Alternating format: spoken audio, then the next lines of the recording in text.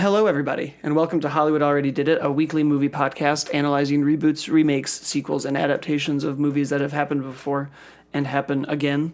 As always, I'm your host, Blake Schultz, and with me today is Terrence Tatum. Hello, everyone. I always say today as if we have a rotating guest. I was going to say, I listen to it often. I'm like, he keeps acting like I'm a guest host. I'm like, I'm here often. Like, I'm here. I'm joined again by Terrence Tatum. No one else will return my calls. We could not get Donald Glover for the Lion King podcast. He's not coming. No. Despite my many tweets. But speaking of that, that's what we're talking about. The remake of the 1993 movie, The Lion King.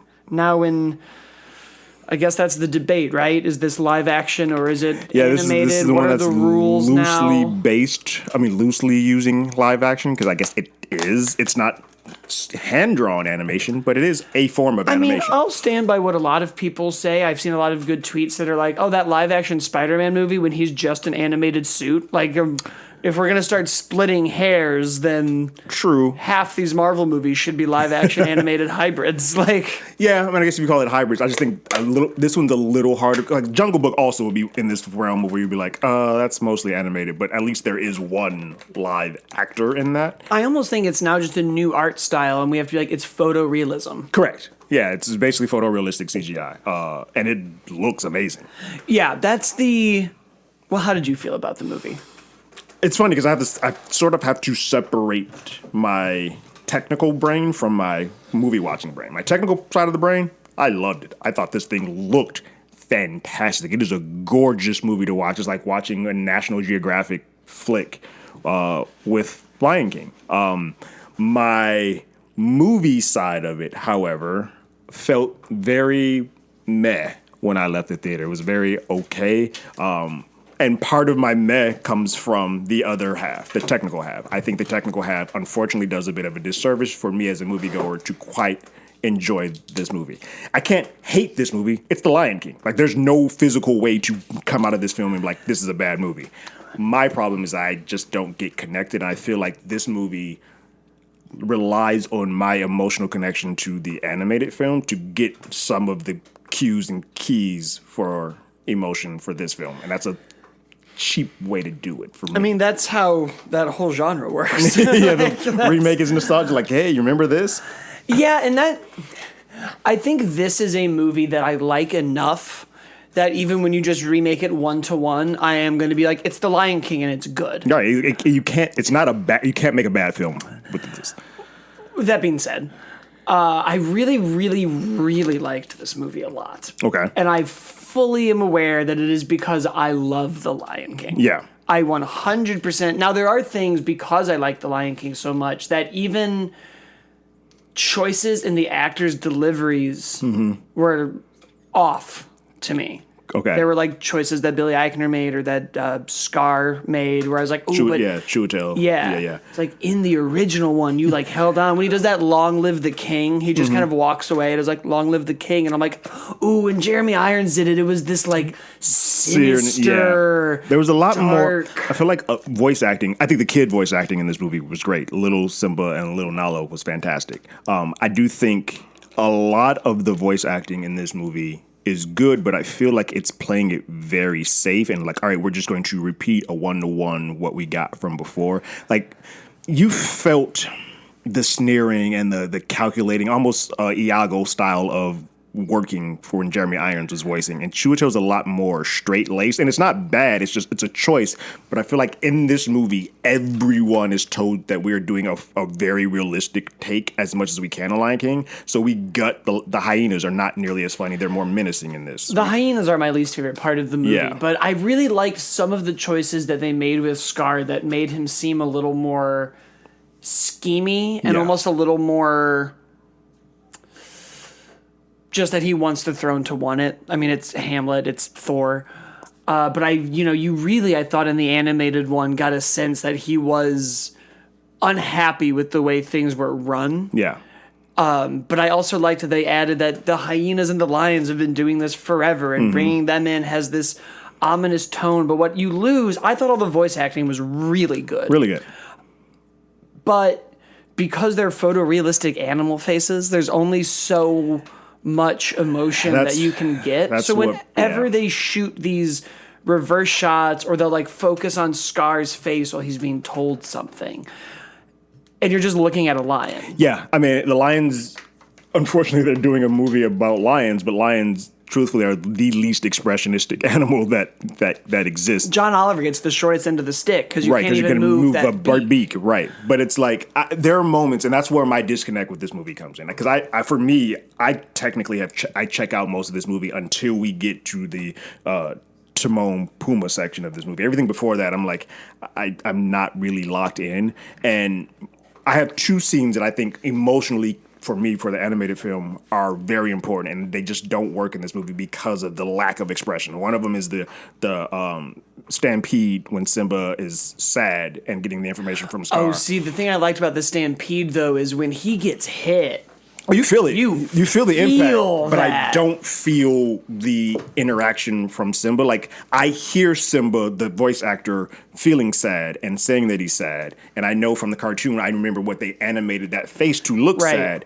Simba on the screen looks very stoic, and you just can't do anything with it because it's a real life lion, and that is where, for me, my disconnect comes. And it happens again. The other one is when we do the "Can You Feel the Love Tonight" sequence, and Simba and Nala are supposed to be showing attraction to each other. You can't really create that with photorealistic lions, and so unfortunately, as great and realistic as this movie attempts to look, it does a disservice to the emotional connection or feed that I get when you can actually animate a lion's face or a tiger's face or whatever. Yeah, there were definitely two big moments to me that I almost just thought they were misdirected, and part of it is the same thing that we've been saying this whole time. And to me, it was when Nala pins Simba. And then pin you again. And like the animated one, these big eyes. Yeah. It's like sassy and it hits hard because that's how he knows it's her later. Right. And I was like, well, that moment wasn't big enough for then when he meets her as an adult, where you automatically pick up that that's can't even Nala. really tell that it's the same move. Because you can't tell it's the same move, and all lions, obviously, when they're older, look exactly the same. So, like, you're creating a bit of a disbelief for me to be like, you haven't seen Nala for ages, and you all of a sudden a realistic version of this person shows up, and you're like, oh, that's Nala again. Like, wait, huh? How do you know that? Well, it's the reason that in superhero comic books they make Spider-Man's eyes and Deadpool's eyes move in the mask. Yeah. And a lot of people always kind of make fun of it, but it's like, well, otherwise you would just you'd have the scene in Sam Raimi's Spider-Man 1 when he's on the roof. Yeah. And she's like, do I know who you are? And he's right. You know who I am. But it's like, no, you're just looking at this mask. Exactly. Or when he's got Goblin, it's like, well, the most emotional moments of this movie are being hindered by the fact that it looks like an action figure. Right.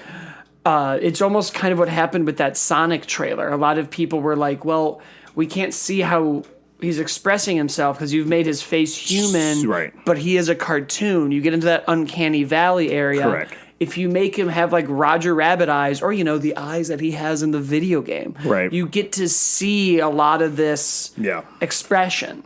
The movie's a lot, this is going to sound really dumb. The movie's a lot less animated. And I mean it the way Jim Carrey is animated. Correct. Or Michael Scott in The Office is animated and big. Because the second moment that to me just did not hit hard enough directing-wise was in Hakuna Matata when adult Simba lands and sings. Yeah. And that's such a big moment in that movie. And I was just sitting through half that movie to hear Donald Glover sing. Which was great. And for him to just sort of land and do it, I was like, ah! But the same way with I'm Gonna Be a Mighty King, that's a great musical sequence. The same reason Hakuna Matata is in the original, because the color palette is crazy. And it's paintings and it's this, and you don't get any of that here. Same happens with Be Prepared, even though they make it more of a Shakespearean speech here. That I liked a lot. I dug it too, but what I did was missing from it was the colors of greens and like all of that missing. I was like, oh, you don't get that when you go photorealistic. So Lion King the animated is still so beautiful with all the color palette that changes when you do something that's set in an actual real life lived in Africa. It lessens sort of the feel. It's very weird because I really liked parts of the movie that I wouldn't have liked in the original. and disliked the things that you can't do because You just of it. can't do, yeah. You've limited. It actually really made me think a lot about Wind Waker, the old Legend of Zelda game on the GameCube. When that came out in like 2004, I think, everyone was against it. Right. Because they wanted this photorealistic Link that we had seen in the test footage for the GameCube next to Super Mario 128, and it was like he's real and he's going Right. to fight Ganondorf, and it's very, very tangible. Correct. And then we get a cartoon. Right. So then they made Twilight Princess as a reaction to that. Yes. And do you know which game we remember more? The one that had an interesting art choice. Take a choice for it, yeah. Because you make everything kind of dull when you Yes. go super realistic. And Correct. especially in gaming, I thought a lot about video games when I was watching this I did movie. too. Because it feels like I'm watching one large cutscene. Well, it has the same problem to the emotional impact of their eyes that something like Red Dead Redemption 2 and Spider-Man on the PS4 both had last year to me, was that all the mocap is getting so good, but it's not It's the still eyes. the eye that's so missing, like yeah. they still have these like weird like where Yeah. the mouth and eyes all get big And as an actor, a lot of the way you convey emotion is through the eye. So if you take that away from them and you're doing stoic animation, which looks brilliant, but the eyes aren't working, you lose a lot of your bite right. to convey what you're trying to convey. Yeah, and with those two moments kind of being weakened, they had so many other like big ones though, just James Earl Jones and like small lines that they changed Small word tweaks that they really do a lot. made Simba's arc, I thought, way more impactful. Just these small moments of like, well, a king can do whatever he wants. Well, the real nobility of a king is doing this, and even kind of juxtaposing Timon and Pumbaa's lifestyle, Yeah. and having Pumbaa have that moment of like, well, it's a straight line.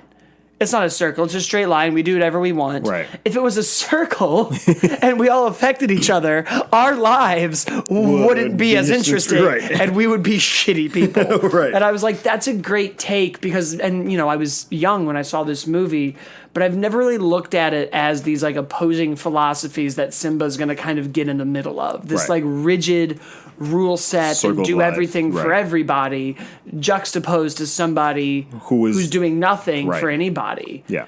And somewhere in the middle is how you're going to kind of get the best of it. Because you see two extremes even in Scar and Mufasa. Yes. Mufasa, their argument against it is you're not doing enough hunting. Right. There are people who are this, and you're trying to get it to everybody and do everything for everybody at the detriment of some people. But the other side of that coin is you're over Wiping hunting out and nobody has everything. anything. Correct. And it's all dead. So Yeah. you kind of get this deeper philosophical movie by just adding a couple minutes. It's literally like word twist here Yeah. or like a line here. Yeah. Because I originally thought this extra time, because, the animated movie is 88, 98 minutes.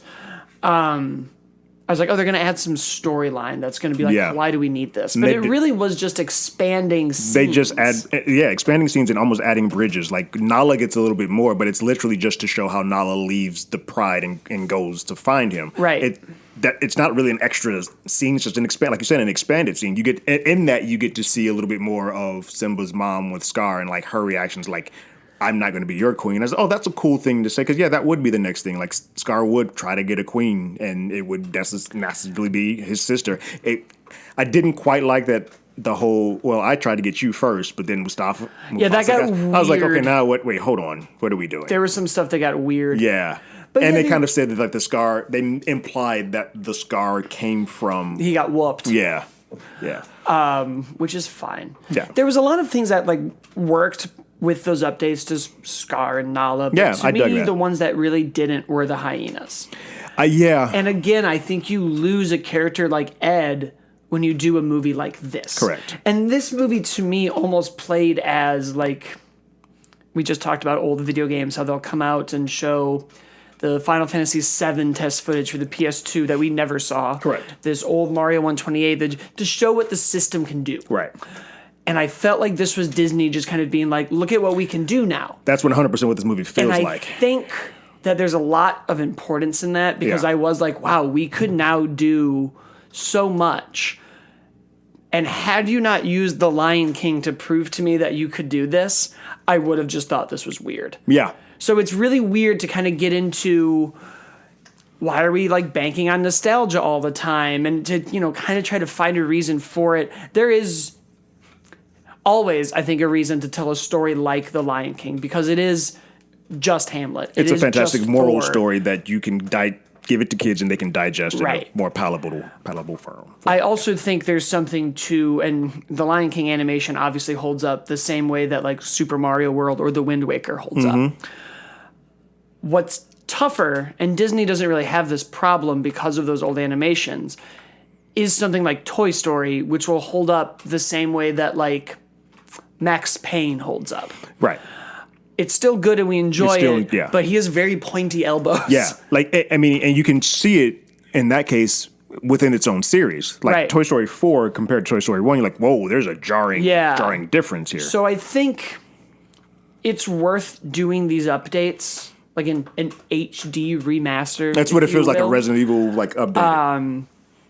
And I think it's even good the same way that Resident Evil is a good example, because Resident Evil 2 is a bad game that you can't play anymore. It has tank controls and it's annoying. It's but annoying it's a great as hell. game to redo and make it all work. Yeah. Unfortunately, The Lion King is it's the Resident Evil 4 of that franchise. Right. You didn't really need to do this. I was going to say, I think the problem here is that Lion King is considered to be the upper echelon of Disney animated films. So redoing it, no matter what they did, even if they did it perfect, which this isn't, it still would be a step down from that animated film. Yeah. This one isn't perfect, so it left me kind of like, oh, I mean, that's fine. Yeah.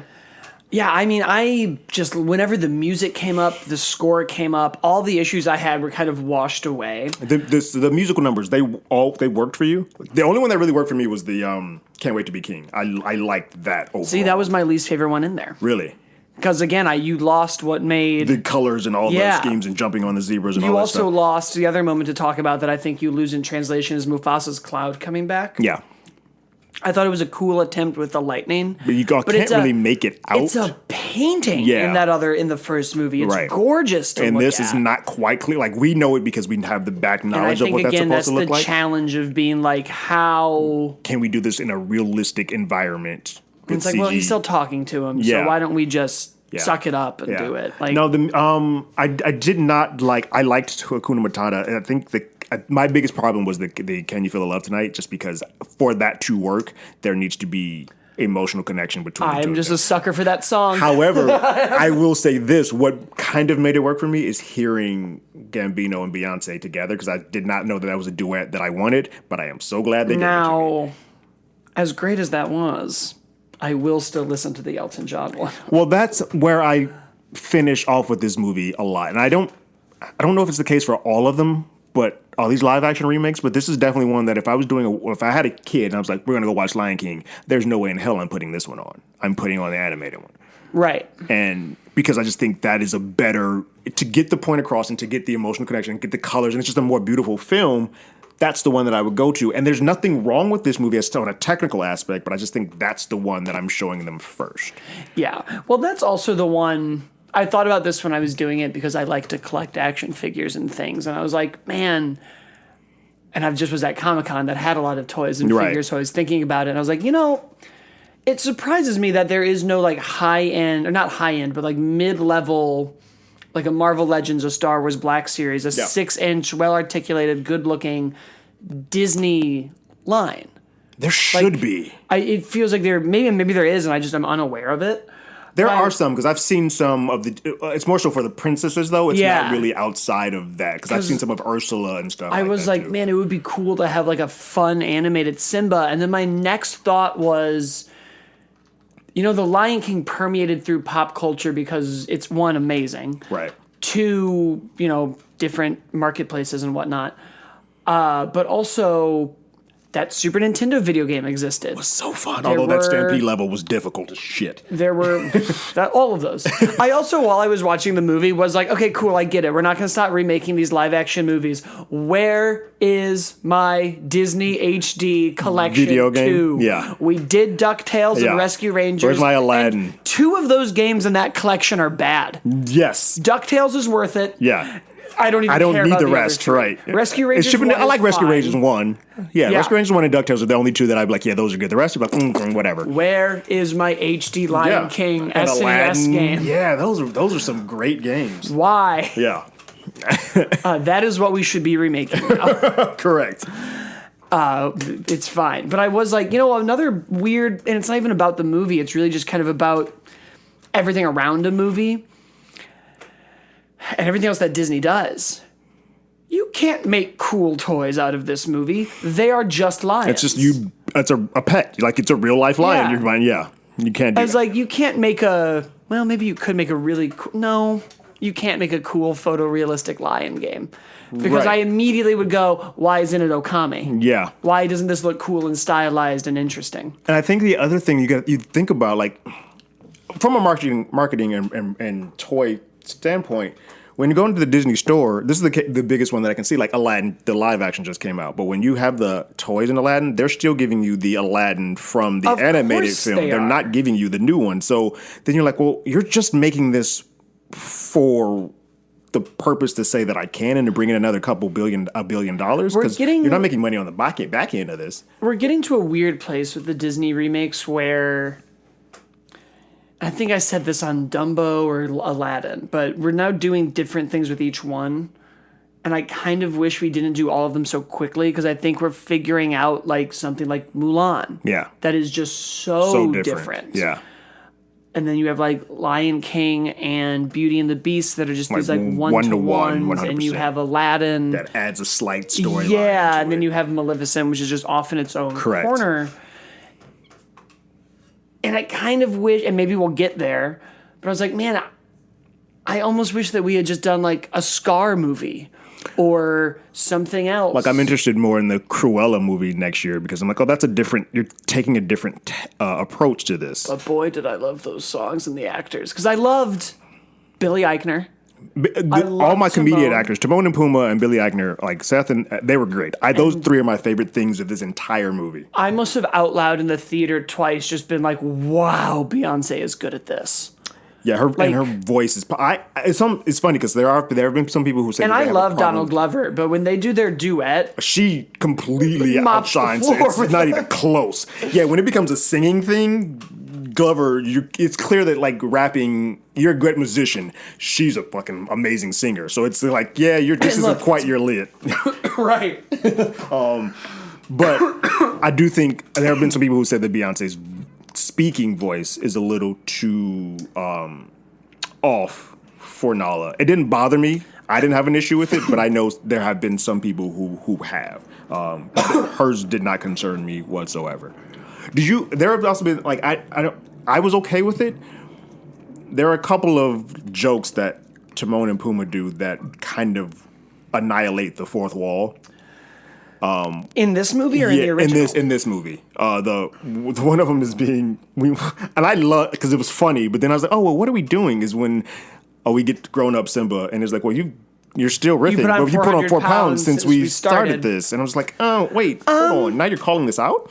It doesn't bother me because the first movie did that a lot too. Okay, It bothers me from the aspect of if we're doing what a are we photo doing realistic here? thing, Yeah. why is this the line that we're It also towing? didn't bother me because I laughed. Right, because I got a joke. I like the joke, and I also like the Beauty and the And a Beast part joke. of me but a lot was of people like, have an well, issue with that. maybe if they've been doing this for years, one of them will eventually be like, Like, come dude, stop on, singing. man. Yeah, Right. like, so I like that, and I could see it being like, we started singing this song, and you were You're a baby. that old Gambino Right. line. That camp was a million years ago. Right. You want my old stuff. I did like, speaking of the reasons why we should adapt, redo. I don't think Disney gets to just be like, our problematic history is gone. And I don't think that's what they're trying to do. But I do think you get to take good ideas and then make them 2019. Because right before we got to it, I was like, wait a minute. He's not going to say, do you want me to put on drag and do the hula? Yeah. Yeah. And then I was like, you know what? That's okay. Maybe we can... We'll admit that one. Well, and even casting choices, right? Like that first movie, and they're lying, so who cares? But it you was have like James Earl white- Jones's son. And then Jonathan Taylor Thomas is like, wait a minute. Right. Nala, or not Nala, the mom lion yeah. was very white. So yeah, Sarabi was super white. I'm like, hold these, and being that it's placed in Africa, like, yeah, this one fits a little bit more tonally wise with the animals being who they are. Right. I was like, oh yeah, that makes a lot more sense. I did, yeah. And in fact, I think, yeah, all of the lions are black. Because Chiwetel, it's a pretty clean slate here. It is a bummer. I mean, all the things that I really loved in Lion King are kind of lost in translation, but I still just, I think the real thing to do now is to make a stylized photoreal animated movie. Like, there was an artist when the trailer dropped who redid the faces as like the cartoon ones. And I was like, this looks great. Yeah. And that to me, I mean, it'll take years, right? But one day we will watch this movie and somebody will be like, the graphics aren't that good. Correct. And there were even moments in this movie when Rafiki gets out his stick, I was like, ooh, guys, like everything else looks, you can't have moments that look anything like this. It's like when a texture doesn't load in a video game and you're like, wow, really? You had to do 40 hours of crunch time for this Red Dead game? It didn't even load over there. And then there, like, you're right. And then there are moments when this thing looks like the first time that Simba was like on the desert and the buzzards are circling and Puma, I was like, this looks fucking nuts. Yeah. But then you get something like that and you're like, hold on, your guys aren't 100, they're not consistent. And I guess that's kind of hard when you're doing what is an hour and 45 minute movie. It's hard. Where you're nothing on this is real. I don't even know how to begin thinking about how to make that kind of a movie. Yeah. What they did, and this is why, like, the Rotten Tomatoes score is what it is, and a lot of people are giving it 5s, and I keep hearing the word soulless thrown around. I'm like, the movie isn't soulless. You just saw it in the 90s.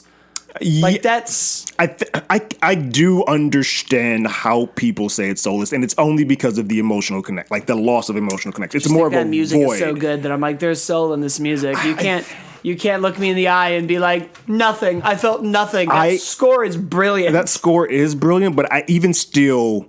Me watching that score play, because here's the thing, I also watched Lion King on the plane right before I went to go see this. So seeing Lion King animated, do Can You Feel the Love Tonight, and the reaction they had in that, or Be Prepared, oh, look, or all the of those. original is always going to be better, but I will listen to Alien Ant Farm's cover of a Michael Jackson song. And I hate that. And I hate that Alien Ant Farm song. And I think that's kind of what happened here is that, like, the songs are still great, and I like the people performing it. It's just when you actually perform it on the screen, there is a disconnect, and I personally never get into it. I'm lost the entire movie. And unfortunately, like I said, there are moments when I'm like, oh yeah, that's good. But it never really picks me up to where I'm like, oh, I'm having a good time.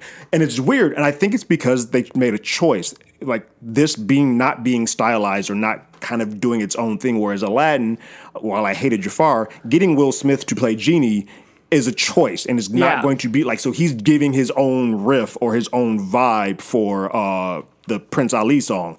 So he does hip hop and he does the whole, and I was like, oh, that feels, and I had goosebumps on it because like, oh, I don't know this. This is different than what I have known before. So they took a slant for this. Whereas this was, I'm playing it safe. I don't know that you can win with this remake, though. I don't think the Lion King is too high on Beauty their and the Beast. They're 1A and 1B of their best animated films. When you said that with like Will Smith doing the hip hop, I was like, yeah, but I don't really want Donald Glover rapping over "Can You Feel the Love Tonight." I don't think I do either. I don't know what I want, but I don't know if I want a 1-to-1 where I don't have the lions. It's possible that you just don't want a remake of the Lion King.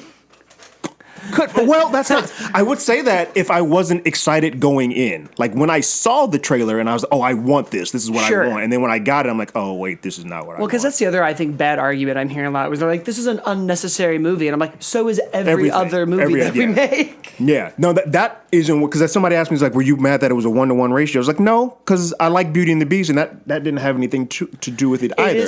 I think there really is. I think it is just looking at the animal faces. Yeah, that's my only problem. I felt bad for both John Oliver and Billy Eichner because there were moments where I was like, man, if I was just listening to this, they would be doing so well. They're killing it. But because it's coming out of this literal beak. Yeah. And I can't even like see your eye. And I was on this huge screen. Yeah. it's just kind of, and it's not like Zazu's not having fun. He's not being like the Zazu that's bouncing around because we have to make him like fly realistically. Correct. I do think this is an experiment worth doing, though. I'm very glad we made this movie because I'm like, look at what we can do now in animation or Correct. live action. I don't care what you want to call it. Yeah. Pick a new word. Right. That's a feat. And now we sort of know. I guess my question is, though, wouldn't they kind of have this information via Jungle Book? No, because Jungle Book has an orangutan the size of a skyscraper. House, yeah. And it has a human boy. Yeah. And that movie made animated choices that this movie doesn't make. I would actually argue that Jungle Book... That's true. Baloo does do facial expressions in that movie. And he swims and he bops and he sings. Where he's even like much Seth more Rogen's animated. Pumbaa is very stoic in how he moves. That's true. I think that's why I like Jungle Book more, is because when they sing the songs, that they're moving their mouths. That's what this movie was missing. This movie was missing allowing the animals to be cartoon characters, right? Which is kind of a bummer. Yeah, it's a weird thing because I think when you get something like this, then you look ahead and you're like, well, what else is all animals? And like Bambi is somewhere down there, and I was like, you could, but I think if you do that, you need to make a stylistic choice to do something different. I think Lion King, and this is just me, is such a good movie with such a good script and such good songs. That even if you half-ass it? You can, let's, I'm not going to sit here and have a fully animated Africa be called half-assed. Even if you just are soulless and half-assed, you still are having a great film. If you make this look half as good as it did, this is nonsense. That's like somebody being like, Red Dead Redemption 2 has bad graphics. Shut up. Didn't say it had a bad graphic. Half-assed movie. I started off this thing saying, on a technical level, this is 100% great. This half-ass of a story of singing and all of that stuff. Those actors are doing great work with half-assing of animation for the emotions. Sorry. Nonsense. That was a photoreal lion. Looks great. The takeaway is that you can't have an animated lion and a photorealistic lion at the same time. You can. They just chose not to. They chose to be photorealistic. You can get a C on a very good experiment that you worked hard on, Terrence. Which is why the critics are like, this is trash, and fans are like, well, the songs are still there, so I'm good. And that doesn't work for me all the time. I just think it would... I think now, to your point, Lady and the Tramp, Dalmatians, whatever... You can get away with making this animated movie and having these missteps. Yes, because this movie is so good in itself. Right. The bare bones of Lion King is so good that you can kind of do whatever. If we did a photorealistic Bambi this way, we would have a problem. We would be like, what the fuck? 100%. But now we know how to make the other movies better, and when they inevitably make the second one that no one wants. What was that? Was it called anything? Simba's Pride? Simba's Pride. Yes. And it's very bad. That's so bad. It's very bad. That and Return of Jafar, you're like, there why? was also Lion King 1.5. That was just for Timon and Pumbaa. Yes. Before they got their own show. Correct. Yeah, Other things that you can't do with a photorealistic show. No. You can hand animate a 2D movie. But I also think the other issue that comes with this is because they did photorealistic and it made a choice, and critics don't like it, but it's working financially. Like, so they're going to go back to this lab and like, well, nothing failed here. We're good. Everything works. Well, I think Disney is smart enough to look at both the box office and the response. Yeah. I don't think they're just going to run around and be like, we got a 50% on this one. Let's keep going with that. If they thought that way, we would have gotten a third Thor movie like The Dark World. Well, I mean, Marvel's a slightly different product than Disney, but if Aladdin did pretty low in the critic score, but it's nearing $1 billion, they're kind of like, we won. So did The Last Jedi, and we're spinning that ship around. But they also still have another one of those coming out, and Rian Johnson is also still doing a trilogy. So it's like they really have not learned their... It's like, it's one of those things where it's like they learn a lesson, but I don't necessarily know if it's the lesson that they're learning because they're still trucking along. Because every time they go around, they're like, we're counting up our billions. These things are in development. Right. They're not going to not make a movie. We're counting up our billions. And that's unfortunate. No, I think they're a smart enough studio to be like, all right, Ryan, this time don't make everybody controversial. Also, they took away the big car and they gave him a prequel trilogy that there's no fanship attached to that. Yeah. There is if you played Knights of the Old Republic. Correct. And I'm sorry that I just pissed off like 10 Star Wars fans. If you want to send emails to my spam folder about why Knights of the Old Republic is important, go for it. Yeah. Live action films, for me, for these live action remakes, this is probably in the middle of the pack. I'll never watch it again. But like I would rather Jungle Book, Cinderella, even Beauty and the Beast, and I don't even like Beauty and the Beast movie. I mean, I'm like I don't like the animated Beauty and the Beast. Live action but like I think Jungle Book is the only one that actually improved on the That's animated still my favorite film. Yeah, one. and I think it's because it did something different. It took a cartoon Yeah. that's a pretty bare bones cartoon. Well, that's the other thing too. Is you're taking a classic Lion King, Yeah. right? Like even when they did Aladdin, I was like, well, guys, like this was already and that's pretty fun. good. It's a fun movie, but at the end of the day, you're like, it's still not. That's still one of the best animated films of all time. But I would like to see them challenge more and do like weirder shit. I think that's A Little Mermaid's still the next one. We won't get into that because that's a whole ordeal that they're doing with that one. But I think they need to get into some of the animated movies that are a little smaller or unknown, like Treasure Island or the Treasure Planet or Sword in the Stone, like some that like don't have that Sword big in of a the Stone following. is coming, but that's another one where I'm like, they need to make an interesting visual choice, or it will just be a King Arthur movie. Correct. And we have a lot of those. Right. Like there's a lot of things in their stable where I'm like, well, if you don't like. This is a weird example, but I've brought up Nintendo enough times. They started being like, what if Yoshi was made of yarn? Yeah. And what if the Star Fox was Muppets? And it kind of worked well for them. Yeah. And a part of me is like, yeah, Disney, do something like this. Make the Sword in the Stone, but make it like a Spider-Verse animated style, and let's just see how that looks. Well, it's interesting because I think Mulan is their litmus test. They're kind of like, all right, let's go completely opposite. Let's remove songs. Let's remove the dragon. Let's remove magic. Let's go for a war film and see if people will still turn out and enjoy this film as is. And they will. They will. They have enough marketing money to get us to go see anything. Even if we don't see it here in the States, that movie is going to make a ton of money across the world. No, that's what that movie is doing. Yeah. That's the Black Panther of their Disney movies. Correct. They're already $531 million in the can for Lion King. They're not worried. They're fine. Nobody even opened against it. No. Well, I mean, I wouldn't have either. It's one of those ones where you're like, I'm getting out the way. My point is, like, even Endgame had Longshot come out. Oh, true. Like, there's nothing. Well, what is counter programming to Lion King, though?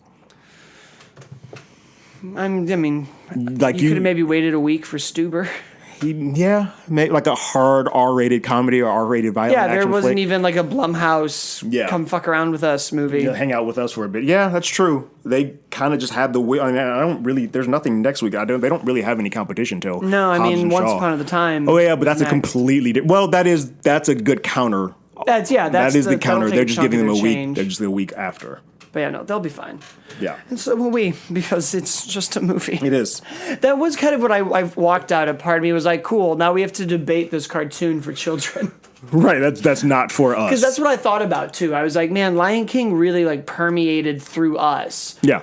I wonder if if even the original Lion King would have the same resonance to kids now. I don't think either will. Like, I don't think kids now could, because of the animation style, will even watch Lion King the animated and really care about it. And I don't think this movie. There are some kids that'll be just outright frightened by this movie because it's a straight up real lion on screen. But then there's another they don't have any attachment. Like I've heard kids like, I don't care because I'm not connected. Like the parents are bringing their families into this, but the kids don't have a draw to this. So it's interesting. I don't know. I am not at the point where I'm saying stop doing these live actions. I just think if you do them, we need to figure out a different game plan. Right. I will always, in as much as I liked this and even Beauty and the Beast, I will always prefer the chance to the one-to-one. Correct. Now, granted, with this one, if you had taken too many chances, I would have been like, no! Because it's such a great story, I don't want you to tweak it too much. But like Little Mermaid, I love what they're doing casting-wise. And that is one of those ones like, you're taking some liberties, you're switching some things up. Kudos to you. And I think that's kind of where they have to go from now. They're making money, but I think at some point, especially the way the critics are responding to this, and then I hear actually people responding in the same way. It's pretty split of just people being like, it's an uncanny valley, or people being like me, where they're like, but the music. Right, and I walk like, again, I don't hate this film, and I don't, like, my reaction when anybody says, what did you think? It's meh. That's my reaction. It's meh. I thought it was good. Yeah, All right, I think that's our show. it is. Leave us a review. Follow us on Twitter and Facebook, HollywoodADI, and Facebook.com/group/Hollywood already did it, and we will see you next time. Later.